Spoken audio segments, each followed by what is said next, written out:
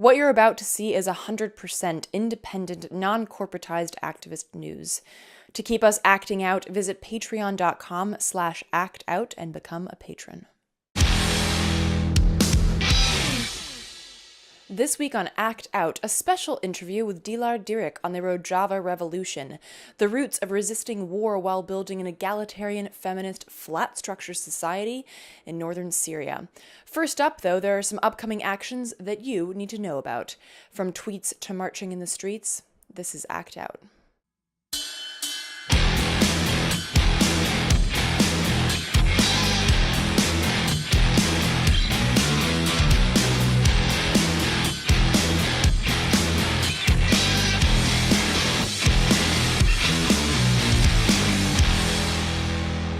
Welcome to Act Out. I'm Eleanor Goldfield, and this is your tipping point.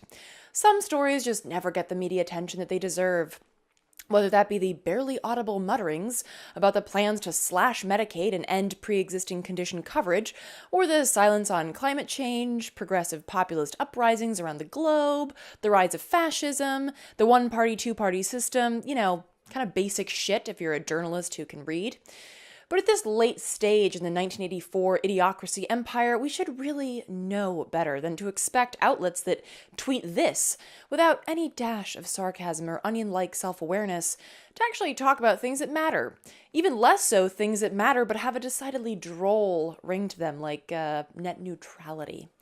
Essentially, net neutrality, as boring as it sounds, ensures that big telecoms like Verizon, AT&T, Comcast can't slow down or restrict your access to any site.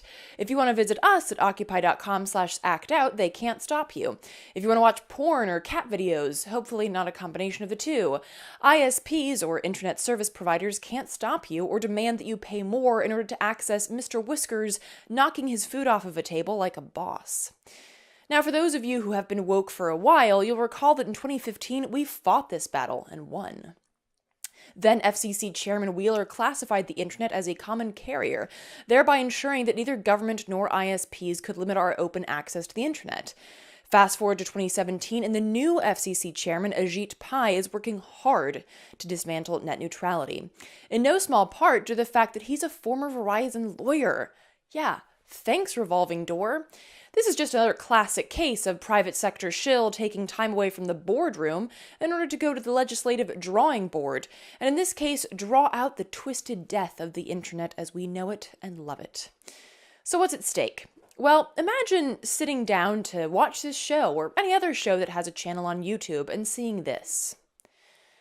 Or what if you go to access something like a podcast or even a simple news site and this greets you? As if it were back in the 90s, but it's worse because you can't go watch music videos on MTV while you wait for something to load because there's no more fucking music television. In short, the dismantling of net neutrality means that we get shoved into the plebe lane, while big companies and special interests get luxury access to the open internet, and in so doing, access to what we see, watch, read, and do online. Now, if that sounds Orwellian, that's because it is. It truly doesn't matter who you are or what you do, you use the internet. And for those of you who feel passionate about any political or social issue, imagine trying to organize or spread information without the internet. And that is why it's so absolutely crucial that we work together right now in order to save the internet, for our sake and Mr. Whiskers. So, with that in mind, July 12th is a national day of action, both online and offline, in the name of protecting internet freedom and saving net neutrality. Big digital companies like Netflix, Twitter, Vimeo, SoundCloud, Medium, and more have signed on to stand up to big telecoms and their paid-off shills on both sides of the aisle. Indeed, lest we let the supposed party of the left make us feel all cozy with reminders of Obama's heartfelt net neutrality video, the Dems, as they are wont to do, have wasted no time in making allegiances with big telecoms in their fight to kill the open internet. As The Intercept reports, lobbying records show that some Democratic fundraisers who raised record amounts of campaign cash for Clinton are now retained by top telecom interests to help repeal the strong net neutrality protections. So this is one hell of a battle that we have before us. And our goal is not to sway Pi to the side of the people, but instead to create such a groundswell that his moves for his mates back at Verizon become politically toxic and ultimately impossible. We saw this sort of action back in 2012 when similar anti-digital rights laws, SOPA and PIPA, died in Congress due to such widespread and powerful pushback. So with that in mind, here's what you can do. If you have a website, particularly one with a lot of traffic, go to battleforthenet.com/July 12th and sign up to display a net neutrality alert. If you have an app, sign up to send out a push notification alerting users about big telecom plans to slow down or even block that app. And everyone can share the dreaded loading image on their social media platforms. In addition, Protect Our Internet is organizing a series of offline actions to help spread the word and mobilize people on the issue. Actions will take place in metro or train stations or other public transit hubs on July 12th, talking to people about the internet as a common carrier as they go to and from a common carrier train. The basic idea is this: you pay your fare and you get on the train. You decide when and where to get off. Now imagine that you get on one day and your stop has been removed from the list arbitrarily, or you're asked to pay extra to get off at that stop, or it takes an extra hour to get there. Now imagine this with your news, your bills, your homework, your work, your connection to family and friends. Being stuck on a train sucks, but being stuck in a digital age without digital access is to be severed from the essentials of our modern life.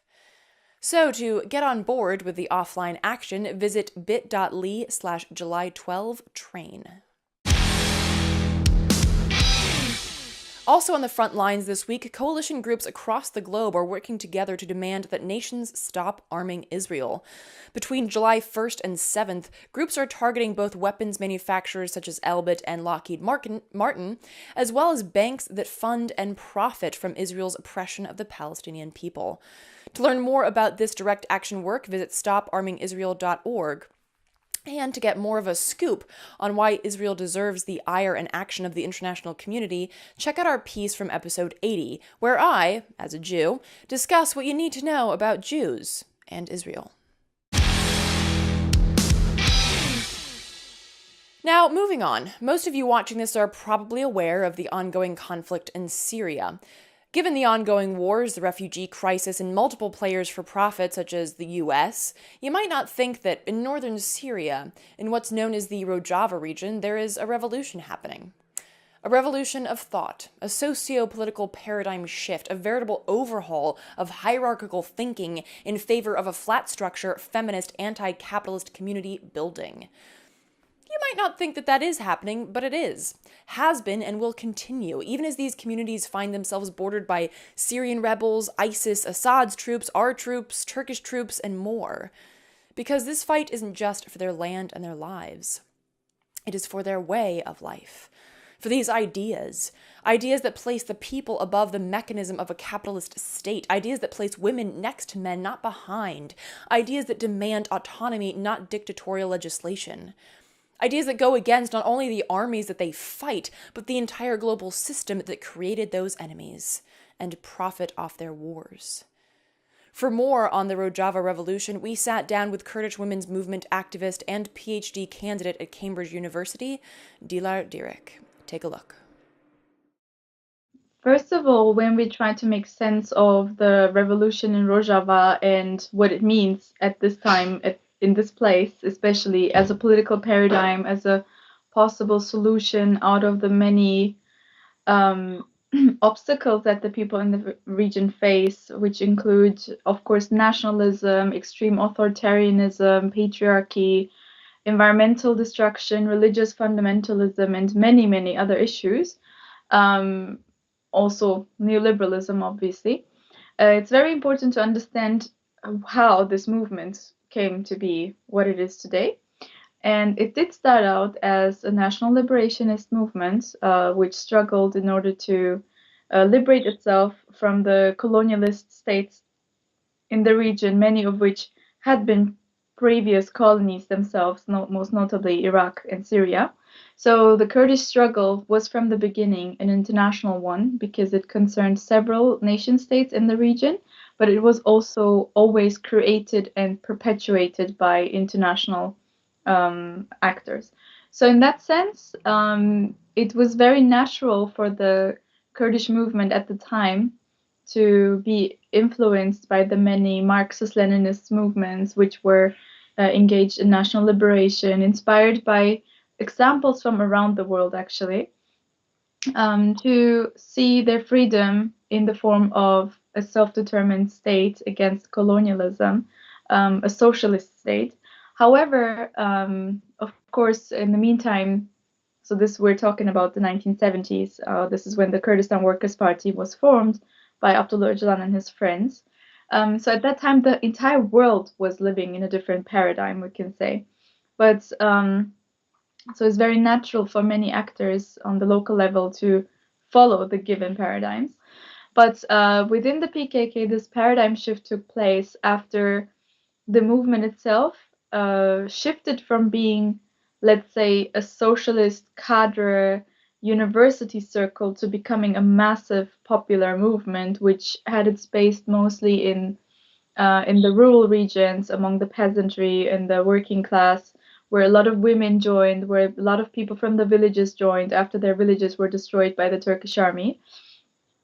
So this required very new methods at the same time. And also, since the 90s, and especially after 2003, the Kurds have, in the system of the Iraqi Kurdish federal autonomous government that exists today, have in a way made the experience with something like a de facto Kurdish state. So they have also seen what it would be like if the Kurds would have a state.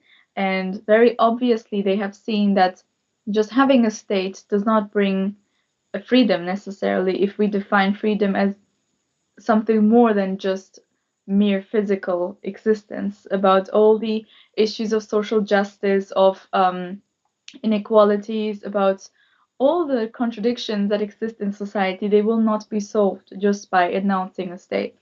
So the PKK's leader, Abdullah Öcalan, especially after his kidnapping and arrest in 1999, which was the result of the collaboration of several different governments back then, he came up with a paradigm shift inside prison, but this also had its roots in previous times. So it's not that he went to prison and then he changed his mind.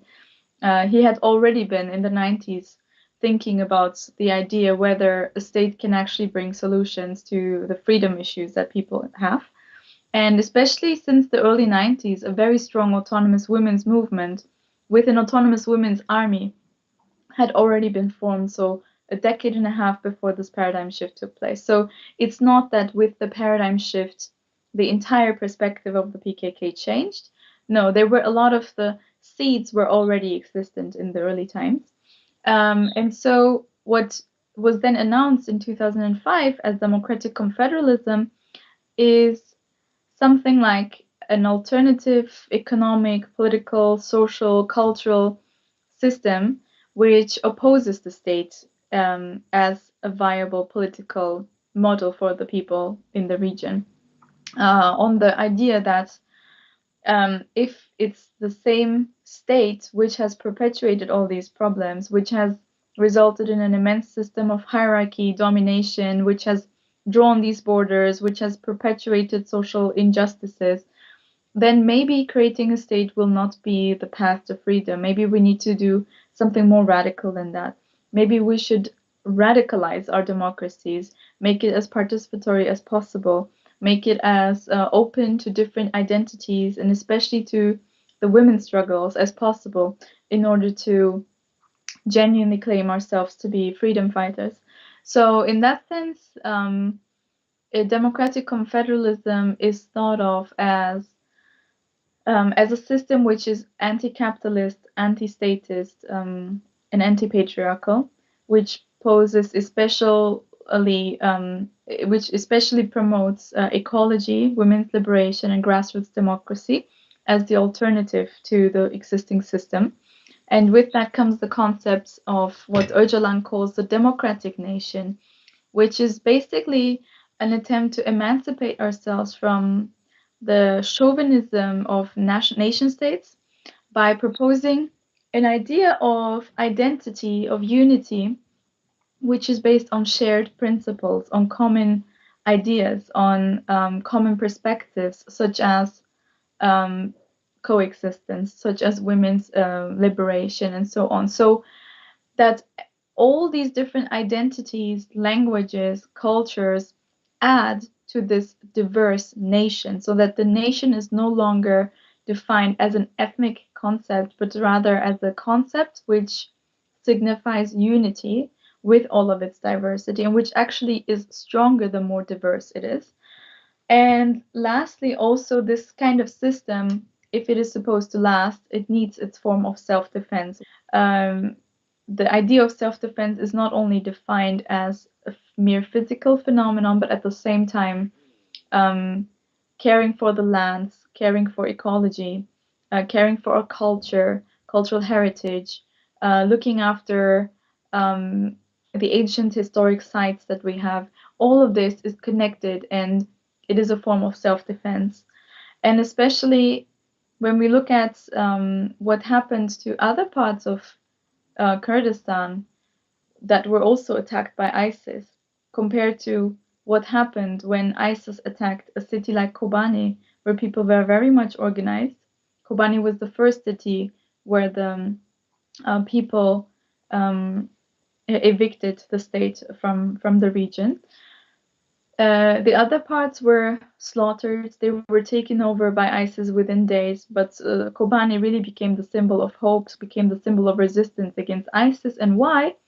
It's not because there's something very special about the geography of that region or its people. It's because really the people were organized. They knew what to do, they knew how to cooperate, they knew how to act, they knew how to plan their lives and make sure that they can defend themselves if necessary. How does the and I will probably pronounce this incorrectly, so I apologize. The Yekatia star, how does that fit into the women's liberation movement and the larger movement of democratic confederalism? So Yektia Star is the union of star, which is Sitar is the Kurdish pronunciation of Ishtar, which is an ancient Mesopotamian goddess. She was one of the she was worshipped in ancient times, thousands of years ago, in the same region where today we find modern day sex slavery. So Yektia Star was formed as an umbrella women's movement for the Rojava part of Kurdistan, for Western Kurdistan, in 2005. At the time, there was, of course, still the state everywhere. The Ba'ath Party, the Assad regime, was omnipresent. So they had organized themselves secretly. They were meeting secretly, but this is when they had their first congress. And I believe ever since they've had their congresses every 2 years. However, with the announcement of the revolution in 2012, this was the first time where the women could operate freely, openly, no longer secretly. And I think it was in the spring of 2016 or 15. I really, forgive me if I'm wrong, but I think it was in the beginning of 2016 that Yekitia Star turned itself into a congress. So now it's called Congress Star, which is the Congress of Ishtar, in order to be more inclusive, because already it was not only Kurdish women that were members of Yekitia Star. There were also Arab women, women from the different Christian communities, especially Syriac Christian women. But in order to be more inclusive and in order to give people the ability to send more delegates, they turned themselves into a congress. So it's basically the organized form of the different parts of the different expressions of women's activism in Rojava. And the more openly it could operate, so especially after 2012, the stronger it became. But as I said in the beginning, since the 1980s, since 1979 to be precise, women in Rojava became active when the PKK arrived in Rojava with the encouragement of Öcalan. So a lot of people still remember that time. So especially the women see this revolution as a continuation of a period that was started in the early 80s. Talk a little bit about the structure of these communes and these community councils. So the most important unit of the whole project of democratic autonomy is the commune, because it's the smallest, it's the most direct, which means that the commune, it depends on the size of the commune, it depends on the context. But for example, very often there's very small villages in Rojava, which sometimes can form a commune, but most of the time a commune consists of a street, a neighborhood. So in that case, it's basically the commune's attempt is to organize people's ability to act on the world, to manage their own affairs in the street. So to organize their daily needs, really. So these communes have different committees. I will try to remember all of them, but it's there's always two co-presidents, one woman and one man. There's a youth committee, women's committee, but the women also autonomously have their separate commune. So each commune also has a women's commune consisting of the same women, which look into the issues that directly affect women more specifically.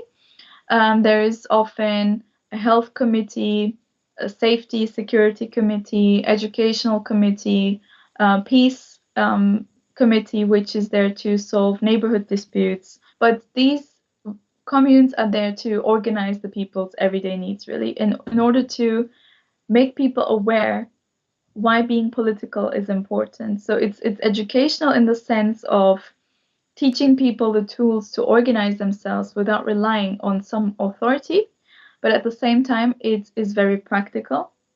But it's also an attempt to um, de to get power away from higher instances and bring it to the local level.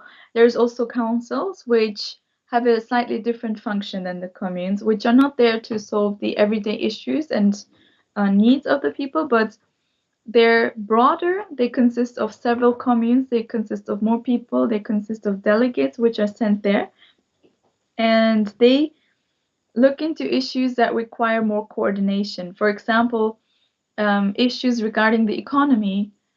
Each commune, let's say each street, it's not enough for each street to be self-sustained. Sometimes you need wider projects, wider plans, action plans, consensus-oriented ways in which you can have a larger impact on. I mean, there's a war situation. We must never forget a lot of things require very big planning, especially things regarding the economy very often, and also security.